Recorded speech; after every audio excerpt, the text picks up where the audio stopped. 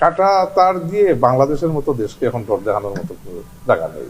দেখেন, যদি মানুষের সাথে সম্পর্ক করতে চান, বাংলাদেশের মানুষ কাটা তার ভয় পায় না, বুঝছেন? বাংলাদেশের সরকারও কাটা তার ভয় পায় না।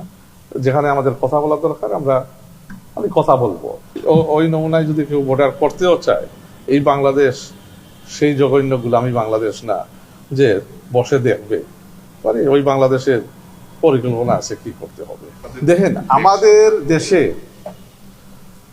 যদি আমরা দ্বিপাক্ষিক সম্পর্ক এগিয়ে নিতে চাই, আমরা বলছি যে দুই দেশের মাইন্ডসেট, লিডারশিপের mindset must be there and committed to take it forward regardless of some of the challenges. Of course there will be some challenges, in some cases there will be serious challenges, but the door of dialogue যতক্ষণ খোলা আছে, you have a chance of resolving them. Some issues you may resolve quickly, some issues will take a bit of time.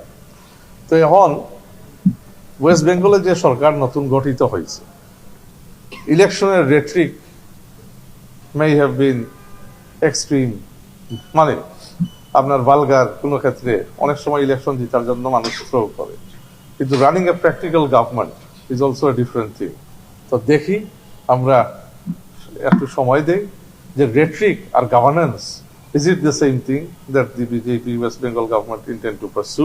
আর আমাদের সরকার তো, আমাদের সম্পর্কটা তো primarily কেন্দ্রীয় সরকারের সাথে। তো এখানে মানে we won't get into their internal politics. আর কাটা তার দিয়ে বাংলাদেশের মতো দেশকে এখন ডর দেখানোর মতো জায়গা নেই। দেখেন, যদি মানুষের সাথে সম্পর্ক করতে চান, বাংলাদেশের মানুষ কাটা তার ভয় পায় না, বুঝছেন? বাংলাদেশের সরকারও কাটা তার ভয় পায় না। যেখানে আমাদের কথা বলা দরকার আমি কথা বলবো।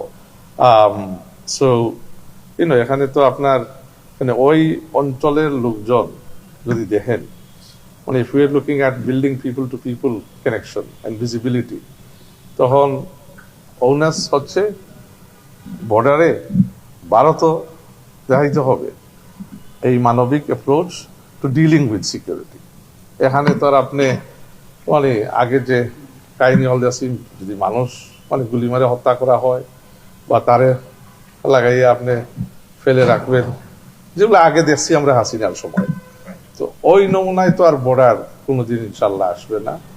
আর ওই নমুনায় যদি কেউ ভোটার করতেও চায়, এই বাংলাদেশ সেই জঘন্য গুলামি বাংলাদেশ না যে বসে দেখবে, মানে ওই বাংলাদেশের পরিকল্পনা আছে কি করতে হবে।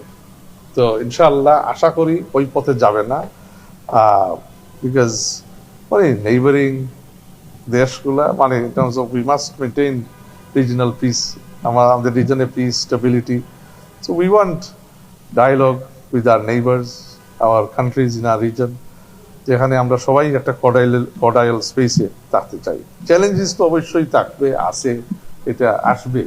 যে জায়গায় ওখানে পালিয়ে যাওয়া, আমি বারেবার আপনাদেরকে বলি যে ১,৫০০ মানুষকে হত্যা করে পালিয়ে যাওয়া এখান থেকে এক সন্ত্রাসী হাসিনা এখন আছে ভারতের সভরিন স্পেসে।